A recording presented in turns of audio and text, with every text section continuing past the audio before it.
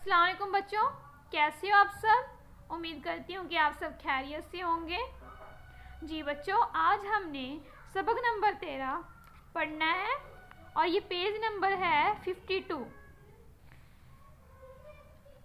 इसका जो अनवान है वो है बेवकूफ़ कहीं के। क्या है? बेवकूफ़ कहीं के। ये एक कहानी है जो कि एक बादशाह की है। चलिए हम पढ़ते हैं, देखते हैं कि आखिर इस कहानी में क्या दिया हुआ है। जी, एक दफ़ा का जिक्र है कि राजा भवज कुछ परेशान थे। कौन थे?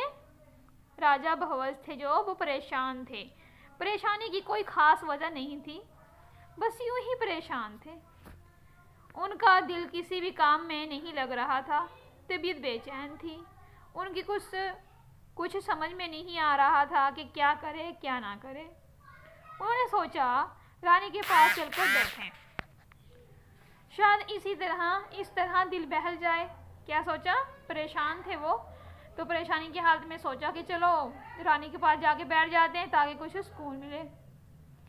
ये सोचते सोचते वो ख्याली में रानी के कमरे में चल गए। ख्याली में मतलब कि वो सोच ही रहे थे, दिमाग कहीं और चल रहा था और से चले गए, रानी के कमरे में चले गए।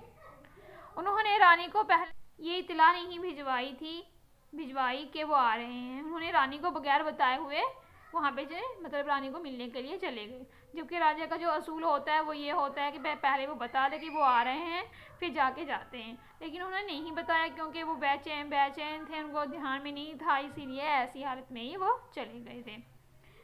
रानी उस वक्त अपनी एक सहेली के साथ बैठी थी। वो दोनों आपस में कुछ बातें कर रही थी। राजा भवज ने कुछ सोचा ना समझा सीधे रानी की तरफ बढ़े और बेख्याली में रानी और उसकी सहेली के बीच जा खड़े हुए। अब इनका तो ध्यान में नहीं था, जो राजा भवज था उसको तो ध्यान में नहीं था क्योंकि वो किसी ख्याल में गुम थे। इसलिए इस बेख्याली में क्या हुआ, वो रानी और उसकी सहेली के बीच जाके खड़े हो गए। रानी की सहेली ने राजे को जो अपने इतने करीब देखा तो मारे शर्म के दौरी हो गई। वो बेशर्म सी हो गई और लिजाती घबराती वो वहाँ से भाग खड़ी हुई। वो शर्म के मारे वहाँ से भाग गई। कौन? जो रानी की सहेली थी वो। राजा भवज महल के आदाब का हमेशा ख्याल रखते थे। जो भी मतलब कानून थे, रूल रेगुलेशन थे महल के, वो उनका ख्याल रखते थे, उन बातों को अपने ध्यान में रखते थे, उनकी पालना करते थे।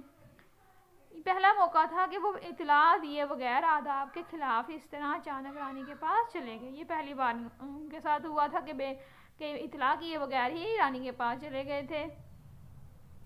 रानी को उनकी ये बात बहुत बुरी लगी। वो एकदम से बोल उठी, बेवकूफ़ कहेंगे।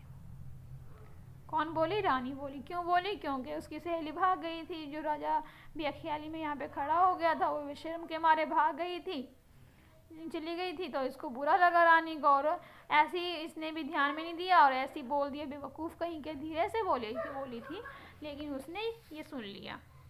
रानी ने ये बात कही तो धीरे से थी, लेकिन राजा भवज ने सुन ली। वो जाने किस उधेड़ बुन में थे। उधेड़ बुन मतलब कुछ सोच विचार कर रहे थे, पता नहीं कौन से ख्याल में, और इस बात का मतलब ना समझे, इस बात का कोई मतलब नहीं समझे। ऐसी नागवार बात सुन लेने के बाद वो रानी के पास नहीं रुके, सीधे दरबार में आकर अपने तख्त पर बैठ गए। जब उनकी जो वाइफ थी, रानी थी, उन्होंने जब उसको कहा बेवकूफ़ कहेंगे, तो ये बात सुन ली राजा ने और वो क्या है, गुस्से होके वहाँ से निकल गए, यानी नाराज़ होके वहाँ से निकल गए और अपने तख्त पे जाके बैठ गए। दरबार में बैठे बैठे वो सोचने लगे कि रानी ने उन्हें ऐसा क्यों कहा। वो सोचने लगे कि रानी ने ऐसा आखिर क्यों कहा। वो जितना ज़्यादा सोचते जाते थे उनकी उलझन उतनी ही बढ़ती जा रही थी। रानी ने जो बात कही थी उसकी वजह उनके समझ में बिल्कुल ना आई। उसकी क्या वजह है, रानी को कोई बात ही नहीं समझ में आया। रानी ने जो बात कही थी उसकी वजह से उनकी बात उनकी समझ में बिल्कुल ना आई। वो सोच रहे थे कि आखिर रानी ने मुझे बेवकूफ़ कहीं के कहा क्यों। बस इस ख्याल में वो खोए रहे। अब वो पहले से भी ज़्यादा बेचैन और परेशान हो गए। अब वो परेशान हो गए कि आखिर ऐसे क्यों कहा, क्योंकि वो सोच के और दिमाग ख़राब हो गया। जब ऐसी कोई बात हो जाए ना तो हमें पूछ लेना चाहिए कि आखिर क्या हुआ, अपने आप मतलब अपने दिमाग में लेना नहीं चाहिए कोई बात के क्यों ऐसा हुआ, जाओ के पूछो, उससे माफ़ी मांगो और क्या है। लेकिन ये क्या है, पूछा कुछ है नहीं और वो सोचने में लगा रहा और उससे क्या हो गया, उसको और परेशानी बढ़ती गई उसकी। फिर तो उनकी ये हालत हो गई कि इस बात के अलावा उनके दिमाग में कोई और बात ही ना रही। दरबार में जो कोई भी आता राजा उसे देखकर धीरे से कहते, बेवकूफ़ कहीं के। लेकिन ये बात इस तरह कहते जिसे कह रहे हैं वो भी सुन ले। उनके दिमाग का जो मतलब जो राजा था उनके दिमाग इतना ख़राब हो गया, ऐसी हालत हो गई अब कि वही बात बेवकूफ़ कहीं के उसके दिमाग में बैठ गया। अब जो कोई भी उसके पास आता मिलता उसको क्या कहते, बेवकूफ़ कहीं के कहते। ऐसा कहते कि वो जो उसके साथ बैठा है जिसको कहते थे वो भी सुन लेता था। अब देखो, अगर आपको कोई बेवकूफ़ कहीं के कहे तो आपको बुरा लगेगा ना, तो इसी तरह दूसरों को भी बुरा लगता था। बहुत देर तक यही होता रहा, लोग आते रहे और राजा उन्हें बेवकूफ़ कहीं के कहते रहे। दरबारियों ने पहले तो उन्हें हैरत से देखा, फिर सब आपस में खुसर फुसर करने लगे यानी कि एक दूसरे से बातें करने लगे कि राजा को आखिर हो क्या गया है कि ऐसे क्यों बोलते रहते हैं बेवकूफ़ कहीं के। कोई कहता राजा का दिमाग चल गया, क्या कहता कि राजा का दिमाग चल गया यानी कि दिमाग ख़राब हो गया। कोई कहता राजा पर कुछ सनक सवार हो गई है, कोई कहता उसके दिमाग पर गर्मी चढ़ गई है। इस तरह सारे दरबारी राजा की दिमागी हालत पर शक करने लगे। माघ पंडित राजा की यह हाल देखकर बहुत परेशान हुए और सोचने लगे इस बात में जरूर कोई भेद है।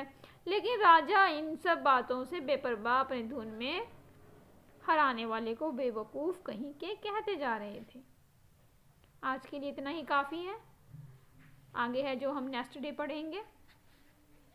एक बार आप खुद से रीडिंग ले लीजिए, उम्मीद करती हूँ कि आप ज़रूर रीडिंग लेंगे। शुक्रिया, अल्लाह हाफिज़।